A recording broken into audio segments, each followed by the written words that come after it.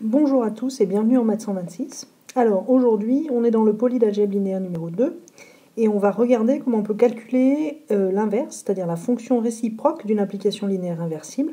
Et comment on peut faire ça en particulier en utilisant les matrices. Alors c'est parti, voici l'exemple qu'on a choisi de traiter. Donc c'est une application linéaire qui va de R2 dans R2 et qui s'écrit comme ça, donc avec des paramètres abstraits qu'on ne connaît pas. La seule chose qu'on sait, c'est que le déterminant ici, AD moins BC, est pas nul. Donc on va donner un nom d'ailleurs à cette valeur-là parce que ça va intervenir à plein d'endroits. Donc on va l'appeler delta et on va supposer que c'est non nul. Alors la première façon de calculer l'inverse, la fonction réciproque de cette fonction, c'est d'écrire que f de xy c'est égal à grand X, grand Y. Et donc, si on veut la fonction réciproque, ça va nous donner que petit x, petit y, c'est égal à f moins 1 de grand X, grand Y. Autrement dit, ici, l'idée pour trouver l'application f moins 1, ça revient à calculer petit x, petit y, quand le second membre donné, ici, c'est grand X, grand Y. Donc à résoudre un système linéaire. Allez, on va mettre ça en détail un peu plus. Donc on va traduire cette équation f de xy égale grand X, grand Y. Alors c'est parti, f de xy c'est ax plus by, et ensuite cx plus dy. Donc là, on dit que ce truc-là, ça doit être égal à grand X, grand Y. Ok, et donc maintenant, on va travailler pour obtenir une façon équivalente d'écrire ce truc-là sous la forme x égale y égale. C'est-à-dire, on va résoudre le système, et une fois qu'on aura x et y, ce qu'on aura comme expression pour petit x, petit y, ce sera exactement f-1. Allez, c'est parti. Donc là, on résout le système.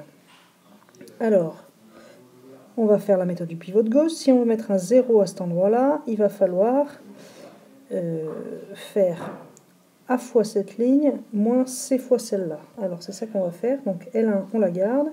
Et on va faire a L3 moins c L1. Alors, c'est parti. Qu'est-ce qu'on obtient? AX plus BY égale grand X. Alors, AL3 moins CL1, si on a bien calculé, ça fait 0 ici.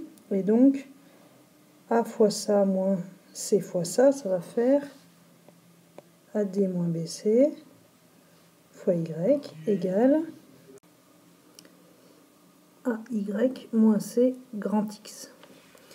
Ok, donc on continue.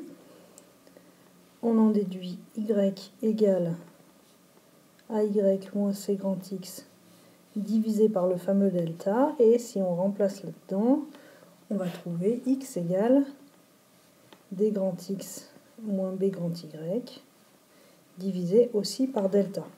Et donc cette chose-là, ici, c'est là qu'on va lire f-1 de grand X, grand Y. Autrement dit, f-1 de grand X, grand Y égale, la première coordonnée, on va mettre ce qu'on a trouvé pour x, donc dx moins by sur delta. La deuxième coordonnée, ce qu'on a trouvé pour petit y, ay moins cx sur delta.